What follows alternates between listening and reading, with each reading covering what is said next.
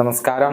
Raf talks ഫുട്ബോളിലേക്ക് ഏവർക്കും സ്വാഗതം. ഇന്നലെ യുവേഫ യൂറോപ്പ ലീഗിൽ നടന്ന കലാശ പോരാട്ടത്തിൽ തകർപ്പൻ വിജയമാണ് ഇറ്റാലിയൻ വമ്പന്മാരായ അറ്റ്ലാന്റ സ്വന്തമാക്കിയിട്ടുള്ളത്.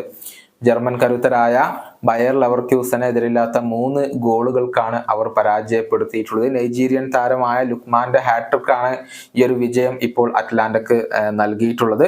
ബയർ ലെവർക്യൂസന്റെ 51 മത്സരങ്ങളിലെ അപരാജിത കുതിപ്പ് അതിപ്പോൾ അവസാനിക്കുകയും ചെയ്തിട്ടുണ്ട്. കഴിഞ്ഞ ആഫ്രിക്കൻ നാഷൻസ് കപ്പ് ഫൈനലിൽ നൈജീരിയ പരാജയപ്പെട്ടപ്പോൾ അതിന്റെ ഭാഗമായിരുന്ന താരമാണ് ലുക്മാൻ.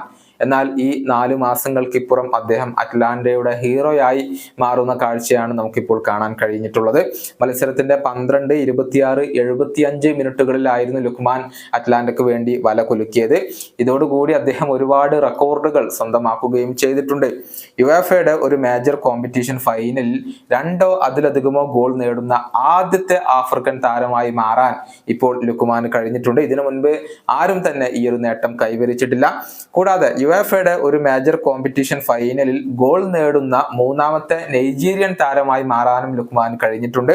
അലക്സ് ഇവോബി, ജോ അരിബോ എന്നിവരാണ് ഇതിനു മുൻപ് ഈ ഒരു നേട്ടം കരസ്ഥമാക്കിയിട്ടുള്ളത്.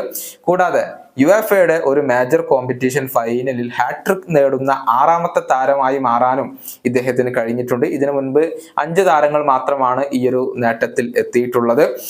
കരിയറിലെ ആദ്യത്തെ മേജർ കിരീടമാണ് ഇപ്പോൾ ഇദ്ദേഹം സ്വന്തമാക്കുന്നത്. കൂടാതെ അറ്റ്ലാന്റ എന്ന ക്ലബിലെ നിരവധി റെക്കോർഡുകളും അദ്ദേഹം സ്വന്തം പേരിൽ കുറിച്ചിട്ടുണ്ട് എന്നുള്ളതാണ്. ഇങ്ങനെ മറക്കാനാവാത്ത ഒരു രാത്രിയാണ് നൈജീരിയൻ താരമായ ലുക്മാന് ഇന്നലെ സംഭവിച്ചിട്ടുള്ളത്. ഈ വീഡിയോയുടെ അവസാനിപ്പിക്കുന്നു. കൊണ്ടും കാണാം.